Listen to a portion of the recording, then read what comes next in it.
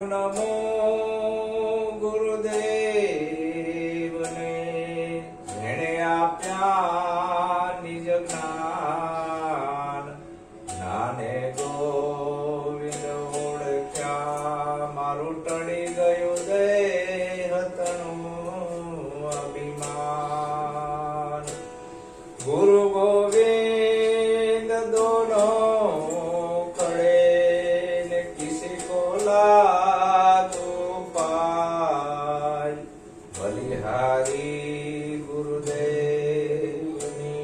જેણે ગોવિંદ દિયો બતાય બલિહારી ગુરુદેવની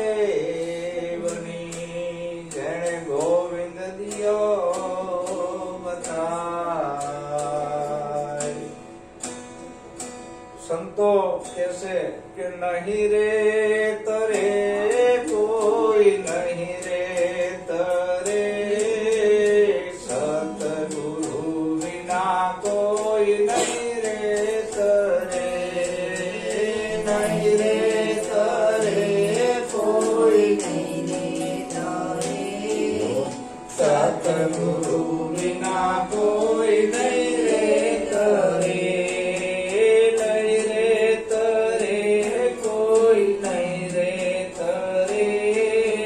સતગુરુ વિના કોઈ નહીં રે તરે નહીં રે તરે કોઈ નહીં રે તરે સતગુરુ વિના કોઈ નહીં રે તરે ગર્ભતણા જોગી સુખદેવ કહીએ ગર્ભતણા જોગી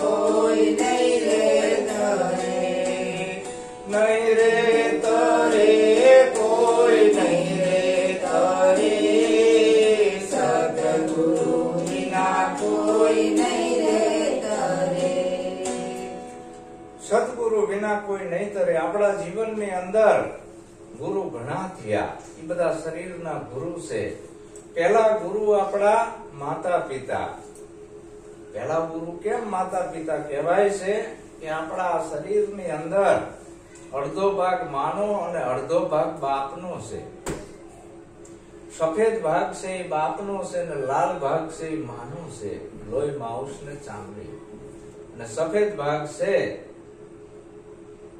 બાપનો છે એ રજ અને વિરજ બેનું મિલન થવાથી આ શરીરનો જન્મ થયો છે તો પેલા ગુરુ માતા પિતા આપણા ગુરુ ખરા પણ એ આપણાને મોક્ષ ના અપાવે અક્ષરે ક્ષણભંગુર છે આજ ખાજુ છે કાલ માંદું થાય પરમદી મરી જવાનું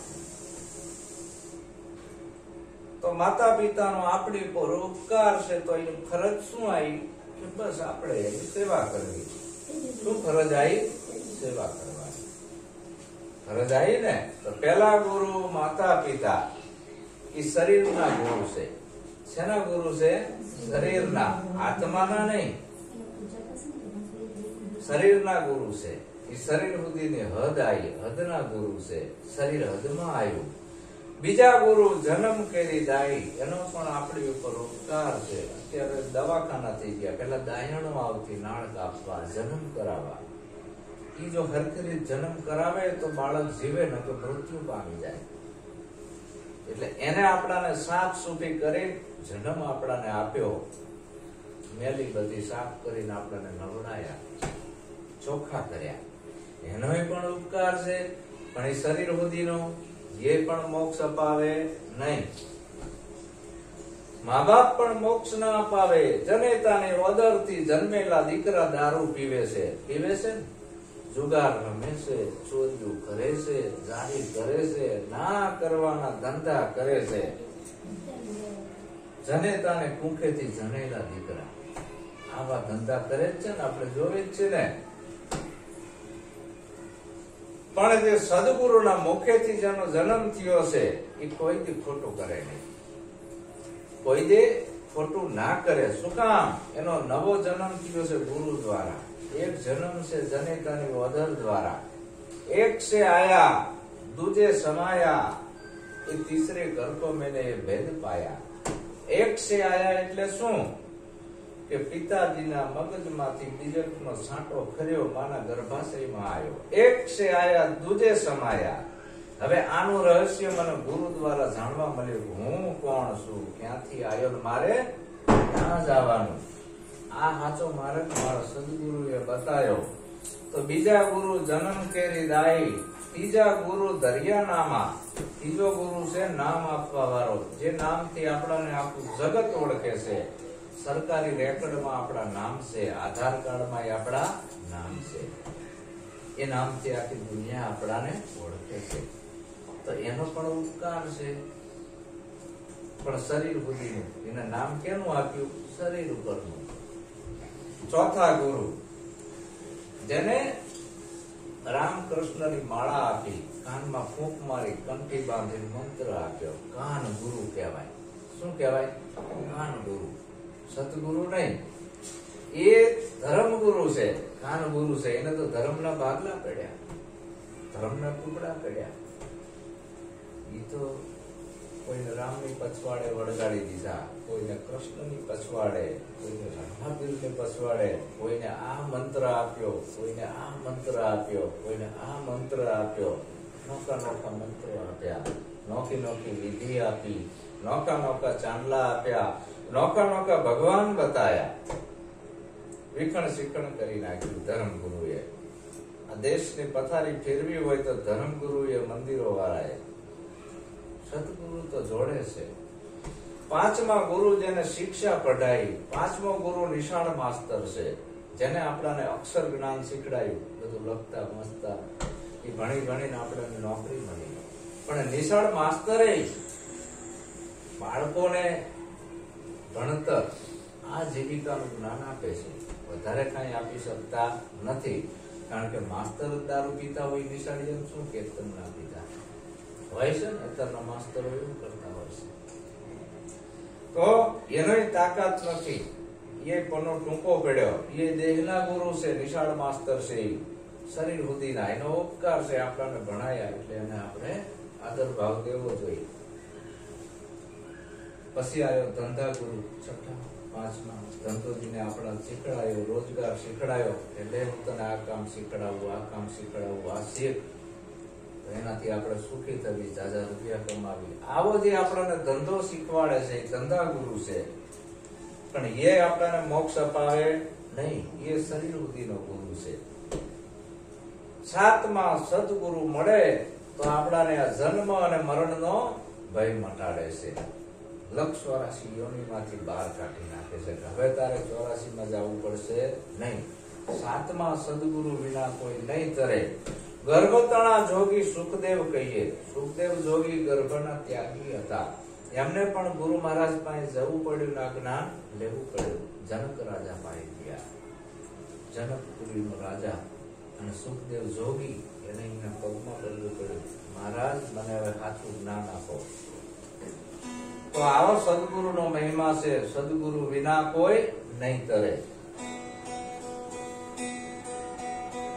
રામચંદ્ર જુઓ પ્રભુ ગણાયા. રામચંદ્ર જુઓ પ્રભુ ગણાયા. વશિષ્ઠ વાચન હૃદયે ધરે. સતગુરુ વિના કોઈ નહીં તરે. વશિષ્ઠ વાચન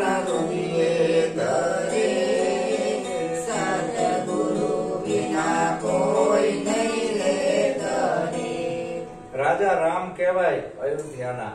એને પણ સદગુરુ ધારણ કરવા પડ્યા. વશિષ્ઠ વચન હૃદયે ધરે. આપણી જોડે તો આટલી સંપત્તિ નથી, નકે તો આપણે કોઈ ગુરુ પાસે જાવી જ નહીં. અત્યારે થોડું ભણી ગયા હોય તો નમતા શરમ આવતી હોય, તો રાજા બની ગયા હોય શું કરે? કઈક થોડુંક આવડી ગયું હોય, 5-25 રૂપિયા કમાતા થઈ ગયા હોય, 40-50 હજાર, હા તો ઠેકતા હોય, અમે તો આમ છે તેમ છે, કાં તો કઈક સરકારી નોકરી મળી ગઈ હોય, ઊંચા 4 પગે હાલતા હોય. આવા મોટા રાજાઓ પણ સદગુરુના શરણે જઈને જ્ઞાન લીધું છે, અને એ સદગુરુને પૂછી પૂછીને પગલા ભરતા હતા, એટલે ભગવાન તે પૂજાણા છે. અને જેને ગુરુની વાત નથી માની એનો નાશ થઈ જવાનો છે. કૌરવો કેટલા બધા હતા? 100 હતા ને. એને કેવડી સંપત્તિ હતી એની જોડે. કંસ જોડે કેટલી સંપત્તિ હતી, રાવણ જોડે કેટલી હતી, દુર્યોધન જોડે કેટલી હતી. નાશ થઈ ગયો ને. શું કામ? સદગુરુનું વચન માન્યું નહીં, અભિમાનમાં આવી ગયા, સંપત્તિનો નશો ચડી ગયો કે અમારે તો હવે કોઈની જરૂર નથી. સદગુરુ બદગુરુ શું કરવા હોય? કૌરવોનો નાશ બિલાડ, કંસનો પણ નાશ થયો, રાવણ અને દુર્યોધન દેવાય જતા રહ્યા. શું કામ? સંતનું કીધું કરીને. કૃષ્ણ પરમાત્માએ દુર્યોધનને પણ સમજાયો કે હે દુર્યોધન, આટલું બધું અભિમાન કેમ કરે છે?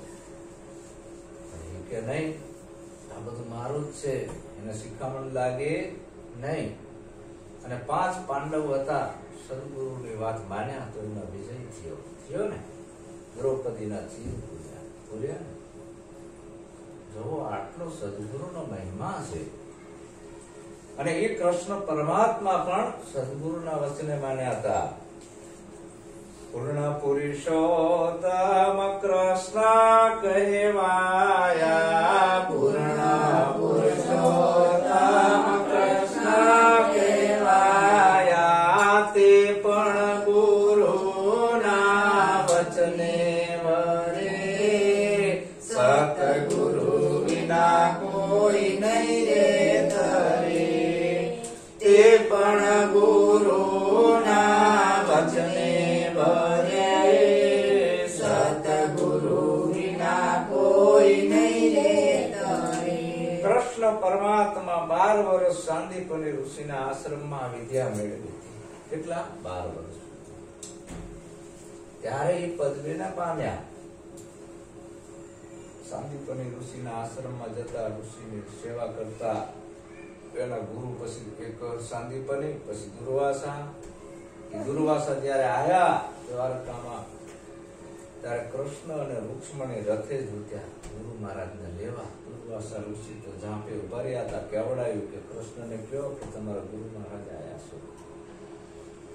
ઓલા રૂક્ષ્મણીને કીધું કે રૂક્ષ્મણી, આપણા ગુરુ મહારાજ આયા, આપણે લેવા જવાનું રથ લઈને. રથ જોડીને જ્યાં રથમાં ઘોડા બાંધેલા, દુર્વાસાએ કીધું કે ઘોડાને છોડી દો ને તમે રથે જૂતો અને અંદર બિહારીને મને લઈ જાઓ તો હું આવું. રૂક્ષ્મણી કે આ વળી કેવા ગુરુ મહારાજ હશે, આટલા બધા અભિમાની. દુર્વાસાને ખબર પડી ગઈ કે આનામાં અહમ આવ્યું છે. દુર્વાસા રથમાં બેઠા અને બેયને જોત્યા અને હાથમાં પોટી લીધી. હરકા હાલો. કૃષ્ણ રૂક્ષ્મણી રથે જુત્યા, બેઠા મુનિ દુર્વાસા. સદગુરુ હે સાચા, હે સાચા. આવડો મોટો ગુરુનો મહિમા છે. દ્વારકાધીશ, દ્વારકાનો રાજા, એ પણ ગુરુના વચને આવતા હતા. આવડો મોટો ગુરુનો મહિમા છે. અને ભગવાન થઈને પૂજાણા ને દ્વારકાધીશ, જો નામ અમર થઈ. સદગુરુના વચને ભરેલા છે, એના નામ અમર થાય છે. એને 71 પેઢી તરે છે. પણ આ કોઈ મોટો ભાગ્યશાળી હોય એને મળે છે, બધાને મળતું નથી. એ કૃષ્ણ પરમાત્મા જયારે હતા, જ્ઞાન એમને લીધું અને કુરુક્ષેત્રના મેદાનમાં અર્જુનને ત્યાં જ વૈરાટનું દર્શન કરાવ્યું, ઉપદેશ આપી. એ વખતે ઘણા બધા હતા, પણ કોઈએ આ જ્ઞાન કાને ધર્યું નહીં. કૃષ્ણ અર્જુન આ બેનો જ સવાલ હાલતો હતો. અર્જુન એ પામી ગયા, બીજા બધા રહી ગયા. આવડો મોટો મહિમા છે. નારદ દેવ પ્રભુ મન કહેવાયા, નારદ દેવ પ્રભુ મન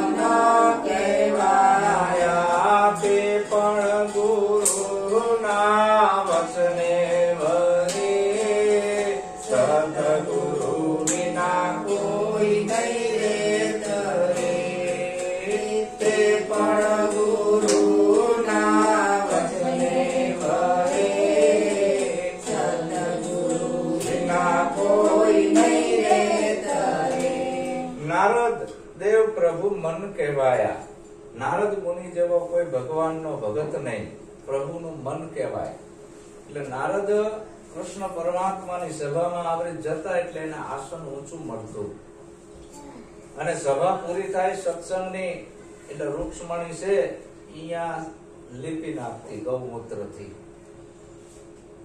એટલે નારદ મુનિને કીધું, નારદ તમે જે જગ્યાએથી ઉભા થાવશો ત્યાં લીપણ કરી નાખે છે, લોચા છે.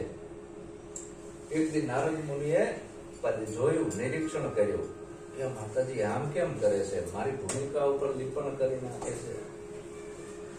પાછા વળ્યા, સભા પૂરી થઈ, નારદે જોયું કે રૂક્ષ્મણીજી લીપણ કરે છે, હું બેઠો તો એ જગ્યા ઉપર. રૂક્ષ્મણીને રોક્યા કે માતાજી હું બેઠો એક જગ્યા ઉપર જ માટી ખોદીને નાખી દીધી, લીપણ કેમ કરો છો? એ કે ભગવાનને જઈને પૂછો. કૃષ્ણ પરમાત્માને પગમાં પડ્યા નારદ મુનિ, ભગવાન આવું ચીમ કરે છે? તો કે નારદ તું નુગરો છું, એટલે નુગરા જ્યાં બેસે ત્યાં જગ્યા મેલી થઈ જાય. પણ કે હું તો તમારો ભગત છું. કે તોય કે નારદ તું નુગરો છું, ભલે તું મારો ભગત રહ્યો, પણ તને આ સ્થાન મળશે નહીં. જો ભગવાને એને ધિક્કાર આપે છે કે જા સદગુરુ ધારણ કરાવી નાય, પછી તારી ભૂમિ પવિત્ર થાય. તું જ્યાં બેસીશ ભૂમિકા પવિત્ર થશે. જો નુગરા માણસનો આટલો બધો ભાર છે આ ભૂમિને. નારદ જેવા ભગત હતા તો એનો ભૂમિનો ભાર હતા. તો નારદ મુનિજીયા નગરના 4 દરવાજા, કે પેલા દરવાજે જે આવે એને પૂરું કરી લેજે. તો પેલા દરવાજે જોયું તો ઓલો ઢીમર આવ્યો, માછીમાર. નારદ તો બામણનો દીકરો હતો, એને શંકા જઈ, ઓહો માછીમારને કેમ મારે ગુરુ કરાવવા? આ તો માછલા મારવા વાળો છે, અને ગુરુ કરાવાય નહીં. એને શંકા જઈ, અને કૃષ્ણ પરમાત્માએ કીધું પેલો આવે ગુરુ ધારણ કરી લેજે, પછી નહીં. ગેટ માંથી જે પેલો નીકળે પાછો ગયો સભામાં કે નારદ ગુરુ કરાઈને આયા? કે ના બાપુ કાલ વાત. 4 દરવાજા હતા નગરમાં, બીજા દરવાજે ઉભો રહ્યો. ઈનો એક ઢીમર માછલાની જાળજીના આજ આટલું ન પૂછ્યું, હામો મળ્યો માછી મારવા, અને ગુરુ માર કેમ કરાવો? પાછા સભામાં જ્યાં બીજા દી નારદ ગુરુ કરાઈને આયા? કે બાપુ મોડું થઈ ગયું, કે મોડું ઉઠાયું ને એટલે હારું કે હવે કાલ ભૂલ ના કરતો. 1 ને 2 ને 3જી વાર તો હવે સદગુરુ કરાઈને આવજો, ને મારા દરબારમાં આવતો નહીં. 3જા દિવસે ગયો, 3જા દરવાજા ઉપર ઈનો એક ઢીમર માસીમાં. હવે જાવું શું, કરવું શું? ગુરુ તો કરાવવા પડે. નારદ મુનિ પગમાં પડ્યા. હવે કે મને કંઠીમાં તો મંત્ર આપો, તમે મારા સદગુરુ થાવ. ઢીમર કે નારદ તમે તો બ્રાહ્મણના દીકરા છો, તમે કઈ રીતે મને સદગુરુ ધારણ કરી શકશો? મને સદગુરુ ધારણ કરવા પડશે, ને ભગવાન મને જગ્યા આપશે નહીં. કંઠી બાંધી મંત્ર આપ્યો, સભામાં જીયા કે નારદ ગુરુ કરાઈને આયા? કે હા બાપુ જેવા તેવા કરાયા. કેવા? જેવા તેવા. હતો રે, હવે તારા ડબલ 84 પડી. શું પડ્યો? ડબલ 84. કે ગુરુ જેવા તેવા કીધા. ગુરુ કોઈ જેવો તેવો હોય? કે નારદ તે ગુરુનો પાપ કર્યો છે, ગુરુનો દ્રોહ કર્યો છે. આ ગુરુ દોષ તને લાગશે, તું અહીંથી ઉભો થઈને જતો રહે, તને 184 યોનિમાં ભટકવું પડશે. હવે હું તને નહીં છોડાઈ શકું. તે ગુરુનો દ્રોહ કર્યો, ગુરુ કોઈ જેવા તેવા ના હોય. નારદ તો પસ્તાનો, કરવું શું? ભગવાને ધિક્કાર કરી દીધો.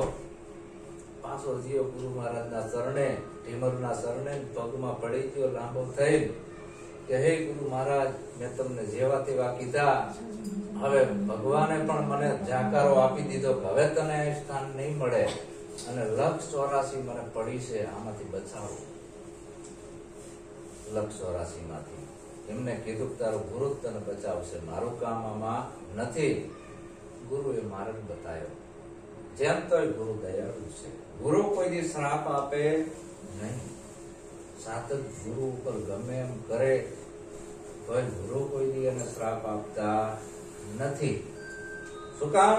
સરોવર તરોવર સંતજન ચોથા વર્ષે બે પરમાર્થના કારણે ચારો ધર્યા છે. ગુરુ કોઈ શ્રાપ આપે નહીં. ગુરુ કોઈ એમ ના કે તારું ખરાબ થશે, કોઈ દી ના બોલે મોટેથી. ગુરુનું ગમે એટલું સાધક ખરાબ કરે પણ ગુરુ સાધકનું કોઈ ખરાબ કરે નહીં. એમ ગુરુ દયાળુ છે. ગુરુએ માર્ગ બતાવ્યો નારદ મુનિને કે નારદ ભગવાનના દરબારમાં જજે અને ભગવાનને એવું કહેજે કે ભગવાન 84 મને ચિત્રિત બતાવો, કેવા કેવા અવતાર મારે ધારણ કરવા પડશે અને કઈ કઈ યોનિમાં જવું પડશે આ મને બતાવો. અને એ બતાવે ચિત્રિત, પછી એમાં તું ગોળ ગોળ આંટા મારજે અને પછી ભગવાનને કહેજે કે આમાંથી બહાર કાઢો. એટલે ભગવાન તારો હાથ પકડે એટલે બચી જઈશ. નારદ જીયા ભગવાન પાસે કૃષ્ણ પરમાત્માને કે ભગવાન 84 કેવી હોય એ તો કહો, દોરી બતાવો મને કાગળ ઉપર મોટા કેટલા કેટલા અવતાર ધારણ કરવા પડે, કેવા કેવા. ભગવાને તો બધા ચિત્ર દોર્યા અલગ અલગ અલગ અલગ મોટા અનેક જાતના.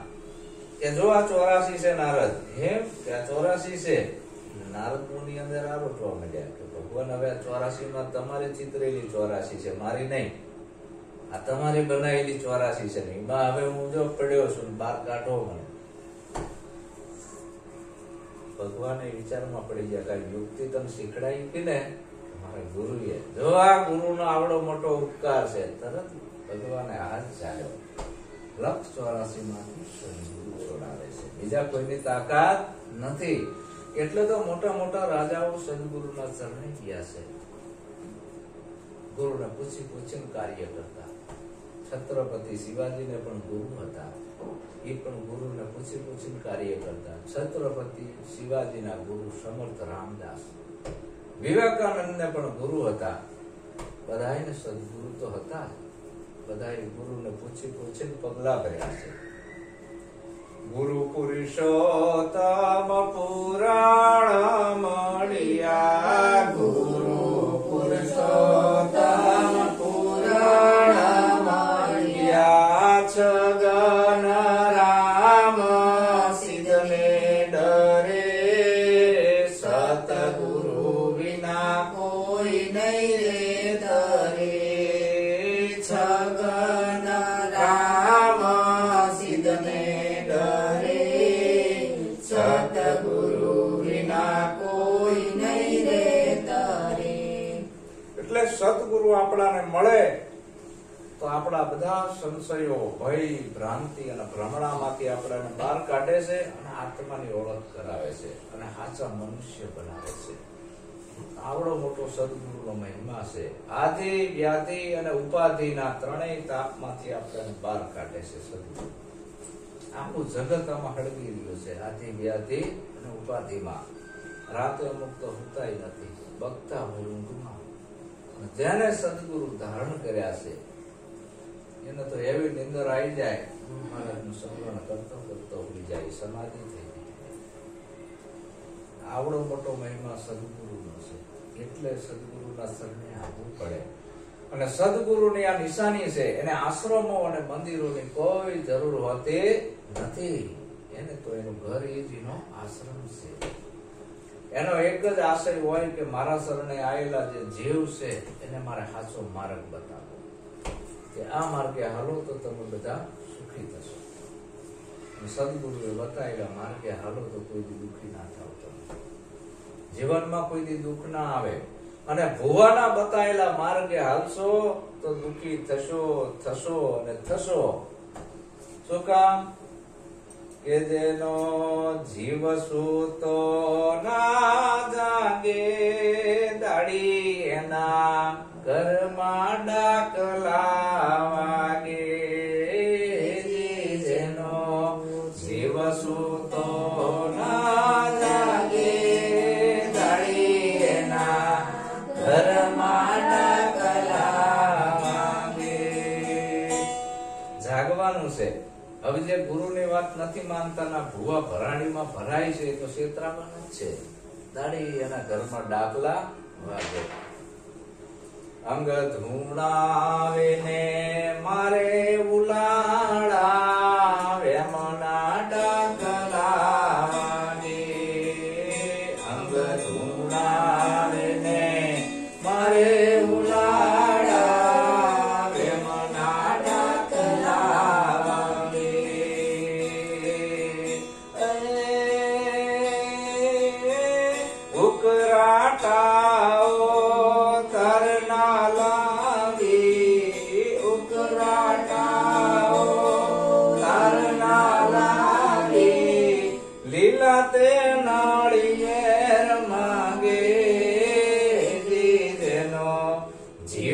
સૂતો ના જાગે દાડી એના ઘરમાં ડાકલા વાગે. હાજા હારા બેઠા હોય અને ડાકડું વાગે તો અંદર થી આમ કઈક થતું હોય ને ધૂણવા માંડે. આપણા નિમિત્ત થાય કાને અંદર શું થાય છે કઈ, અને બેનું હોય તો બાલ છૂટા મૂકી દે અને ધૂણતી હોય આમ જમીને ટેકા મારે, કોક જીભું બહાર કાઢે ને આવું બધું કરતા હોય. આદમી છે ઓલી હાંકરું ઠોકતા હોય, દે ધનાધન દે ધનાધન આવું કરતા હોય. ઉકરાટા ઓતારના લાવીને માતાના કંકારા માગે અને પછી શું કે માતાજીને ઘેટો જોશે, બોકડો જોશે, કુકડો જોશે, દારૂનો એક શીશો જોશે, આવું બધું માગે. હો આ જેટલા હવાદિયા હોય કોઈ માતાજી આવું માગતી નથી. બોકડોય નથી માગતી, ઘેટોય નથી માગતી, પાંડોય નથી માગતી, દારૂ નથી માગતી, ઈંડાય નથી માગતી, મુરગી નથી માગતી. પણ આ જે ભૂવા ભરાડીને દારૂ પીવા જોઈએ છે એટલે આ બધું માંગે છે, એને જોઈએ છે, માતાને કઈ જોતું નથી. તો દાડી એના ઘરમાં પછી આવું ચાલતું હોય, માતાજી ધૂણતી હોય, ભૂવો ધૂણતો હોય, પાછા કે માતાજીને ઘેટો ચડાવવો પડશે. કોઈ દી માતાજીએ એમ ના કીધું કે માતાજીને હાવજ ચડાવવો પડશે. કીધું કોઈ હાવજને લેવા જાય નાચેરા કાઢી નાખે. પેલા ઘેટા બોકડા બિચારા પૈસા નહીં, એના ગળે સળિયો મૂકી દીધી. તો આ જીવ હિંસા એક તો થઈ અને એનું પાપ લાગ્યું આપણાને, એટલે ડબલ કરમ ચડ્યું. ઉકરાટા અવતારના લાવીને લીલા નાળિયેર માગે, અંગ ધૂણાવે ને મારે ઉલાળા. આપણા એમ કે આને કઈક થઈ ગયું, આના પેટમાં નક્કી કઈક આવ્યું લાગે છે. હવે આ બધાને છે ને બોર્ડર ઉપર મેટલી દેવા જોઈએ. ભારતની જે બોર્ડર છે, સરહદ છે, અહીંયા આપણે કેટલી બધી મિલિટરી ઉભી કરી છે. ભારત સરકારે અબજો રૂપિયાના ખર્ચો કર્યા છે. શું કામ? કે વિદેશીઓ આ બાજુ આવે છે આક્રમણ કરવા, એને મારવા માટે આટલો બધો ખર્ચ કર્યો છે. હવે આ ભુવા, આ ટામણ ટુમણિયા, આ તાંત્રિકો, આ જ્યોતિષો, કોઈ એમ કે મારી જોડે મહેલી વિદ્યા છે, હું આમ કરી નાખું છું, હુકા લીલા ઝાડને હુકું કરી નાખું છું, આ બધાને અહીંયા મૂકી દેવા જોઈએ ને. નથી કહેતા કે આ હું મુઠ મારી દઉં છું, ઝાડ હુકાઈ જાય, ઉડતા કે પંખી પાડું છું. આ બધાને ગોતી ગોતી અહીંયા ચડાવવા પડે ને બોર્ડર ઉપર. તો આ બધા હાવ ધતિંગ છે. અને કેને આ બધું લાગે છે? જેને સદગુરુ ધારણ નથી કર્યા ને એ આવામાં ફસાય છે અને એની 71 પેઢી બરબાદ થાય છે. એમાં કીધું કે માંદા પડે ત્યારે માનતાયો રાખે, ધરાય નહીં દોરે ને ધાગે. માંદા પડે ત્યારે માનતાયો રાખે, ધરાય નહીં દોરે ને ધાગે. દવા ન કરે ને દાણા જોવે, દવા ન કરે ને દાણા જોવે, વાસને વધાવા માંગે. જેનો જીવ સૂતો ના જાગે,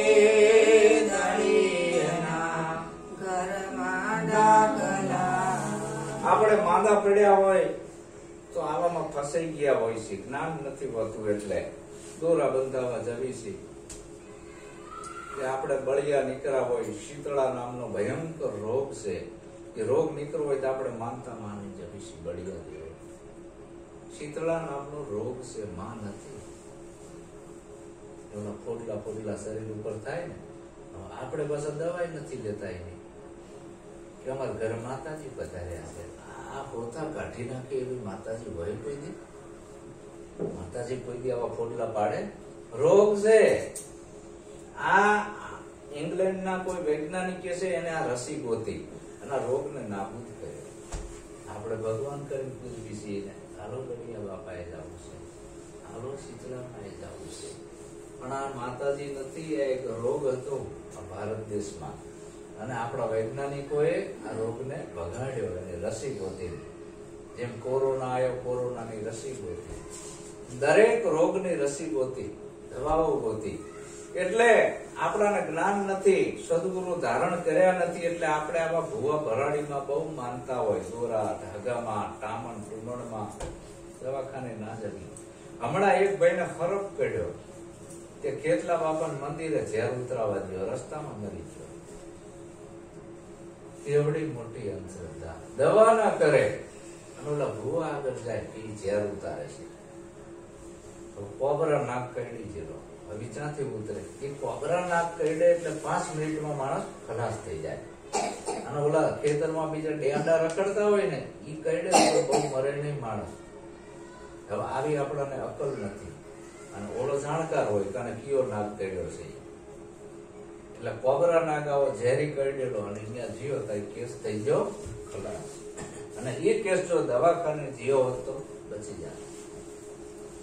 એટલે આપણે આવું કઈ માનવું નહીં. આપણે નજરોમાં પણ માનવી છે. મારા છોકરા નજર લાગી છે.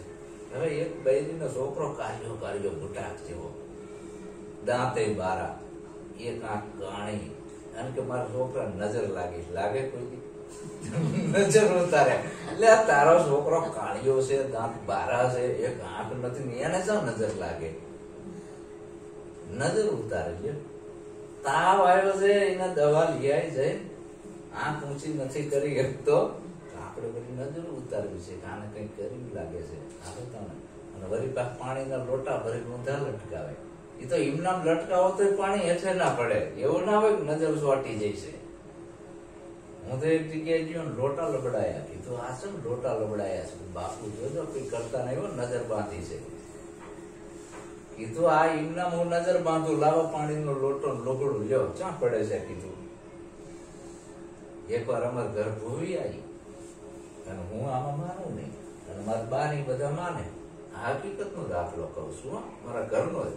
અને ભૂવી તો આમ મેલડી ની આમ ધૂણે એટલે આમ મોઢામાં શરીર રાખે. મને કે આ તમારો છોકરો નાસ્તિક છે, કે આ તમારું ધનુષ ફનુષ નીકળી જશે જો આ નહીં માનો, વાયણા નહીં વાળો તો. મેં કીધું આ ખોટા કરશે ના કરો, આ બધું ધતિંગ છે. હવે બધા એક, હું એકલો જ એક બાજુ નાનો તાણે, મારી ઉંમર એ નાની. હવે મારું તો કોણ માને પછી? અને માતાજીએ લીંબુ કે લાવો તમારા ઘરમાં કઈક છે, અને લીંબુ માંથી આમ ચીર્યું અને અંદરથી નાળાસરી આમ કાઢી કે જો કાઢી થઈ તમારા ઉપર કોકે કામળ કરેલું છે. બધા સાચું માની ગયા. હવે કે આમ નાખવા જવું પડશે, બધા લાઈનમાં બેહાડ્યા, આટલા ઉઢાડ્યા, કામ ઉતાર્યું. હવે પાછું વળીને જોતા નહીં, 4 રસ્તે નાખી આવો. હું આમાં માનું નહીં. કીધું હું માનતો નથી, આ ખોટું છે, આવું મને આવડે છે કરતા. અંતે ભૂવી 2-3 હજાર રૂપિયા લઈ જતી રહી અને બધું જતા રહ્યા. પછી મેં એ બધું કરીને બતાવ્યું. લાવો લીંબુ, લાવો નાળાસરી, જો આ પાછું આવ્યું. કીધું જીવ નથી તોય માનતા નથી. અંતે થાકીને હેઠા બેઠા કે હા વાત તો હાસી તારી. એટલે આ બધું ધતિંગ છે. પણ તમે સદગુરુના શરણે જાઓ તો આ બધી ખબર પડે. એટલે આમાં કઈ થાય એવું નથી. પણ આવો સદગુરુ ધારણ કરવો જોઈએ કે તમને સિંહ જેવા બનાવી દે. ગમે એવો તાંત્રિક આવીને કે મોઠ મારું છું, તમને લાગે નહીં. એક પતિવ્રતા નારી હતી, સદગુરુના બાળક ધારણ કરેલો હતો, ગુરુ વચનવાળી, આમ પાણી ભરીને જતી હતી. અને એક બાવો નીકળો, બરાબર. અને બાવાએ જોયું, એ બેન ને ચમત્કાર બતાવ્યો. ઉપર એક છે ને બગલું ઉડતું ઉડતું જતું હતું. બાવાએ ત્રાટક વિદ્યા કરીને બગલાને હેઠું પછાડ્યું. ઓલી પાણીયારી પાણી ભરીને જતી હતી ને એના પગમાં પડ્યું. એટલે બેને તો ઓલા બાવા સામું કઈ બહુ ધ્યાન દીધું નહીં, ઘરે જતી રહી. પતિવ્રતા નારી હતી અને પછી એના પતિની સેવા કરવી. પતિવ્રતા નારીનો ધર્મ છે એના પતિની સેવા કરવી. અને એ જ બાવા પાછો ભિક્ષા માંગવા આવ્યો. ભિક્ષા દેહી અલગ નિરંજન 3 વાર બૂમો પાડી. બેન બહાર આવીને ભિક્ષા આપવા. શું કામ? એના પતિની સેવા કરતી હતી. એના પતિએ કીધું બાર કોક સાધુ આવ્યો છે, જાતો ભિક્ષા આપી આય રોટ. પતિવ્રતા નારી પતિના વચન માને છે, પતિ કે એમ કરે છે. જો આ સદગુરુ આજ્ઞાન આપે છે, તમારો મોટામાં મોટો ધર્મ છે પતિવ્રતા ધર્મ. બેન એને બાર ખડ ને બળ પૂજવા જવાનું નથી. અને એ બેન જેવી લોટ આપવા જાય ત્યાં ઓલા સાધુની આંખો લાલ ઘૂમ અને ત્રાટક વિદ્યાનો જાણકાર હતો. એટલે બેને શું કીધું કે બાવા હું પેલી બગલી નથી કે તારી નજરથી હું પડવાની છું. હું સદગુરુનો બાળક છું, મારામાં વચનની તાકાત છે, તારી એકેય વિદ્યા મારા ઉપર લાગવાની નથી. જો આવડી મોટી ગુરુ વચનમાં તાકાત છે, તો આ સદગુરુના વચને તમે હાલો તો સુખી થશો. આવો મહિમા ભક્તિનો છે. સદગુરુના શરણે અઠવાડિયે એકવાર આવવું, સત્સંગ સાંભળવો, દર્શન કરવા, જે બને સેવા કરવાની. અઠવાડિયે એકવાર. જેમ કપડું મેલું થાય છે એટલે એને ધોવું પડે છે, ઉજળું કરવું જ પડે, એમ આપણું મન મેલું થઈ જાય છે. અઠવાડિયાનો મેલ આ મનમાં ભરાણો છે જગતની વાતોનો, અને મેલ છે આ સદગુરુના શરણે આવો એટલે મન છે એ ચોખ્ખું પવિત્ર થઈ જાય છે. ઓલો ધોબી ઘાટ છે એ આ કપડા ધોવે, અને આ ધોબી ઘાટ છે એ મન રૂપી કપડા ધોવે છે. સદગુરુ શિલા ઉપર ઝટકી પછાડીએ, એની પેર હોય ઉજળા, દિલ કેરા દાગ મિટા દે મેરે ભાઈ. આવો મહિમા સદગુરુ છે. બોલો સદગુરુ મહારાજ. હવે અંશામાં ભજન બોલશે. આપણે જીલાવજો. તને આવડે સ્વપ્ન? આવડશે તો જીલાવશે, નહીંતર આવડશે. જો સદગુરુ મહારાજ કી જય. સંત શિરોમણિ સદગુરુ જયદેવ બાબાની જય. પધારેલા હરે ગુરુ સંતનો જય. સત્ય સનાતન ધર્મનો જય. હે ગુરુ ગોવિંદ દોનો કડે ને કિસકો લાગુ પાય. બલિહારી મારા ગુરુદેવની ને ગોવિંદ દિયો બતાય. કે નામ ના છે વેપારી રે ગુરુજી મારા, નામ ના છે વેપારી. નામ ના છે વેપારી રે ગુરુજી મારા, નામ ના છે વેપારી. કેટલાય સંતો છે કારભારી રે ગુરુજી મારા, નામ ના છે વેપારી. કેટલાય સંતો છે કારભારી રે ગુરુજી મારા, નામ ના છે વેપારી. બિરલાયા વે છે ઘણા વેપાર કરવા. બિરલાયા વે છે ઘણા વેપાર કરવા. બિરલાયા વે છે ઘણા વેપાર કરવા. બિરલાયા વે છે ઘણા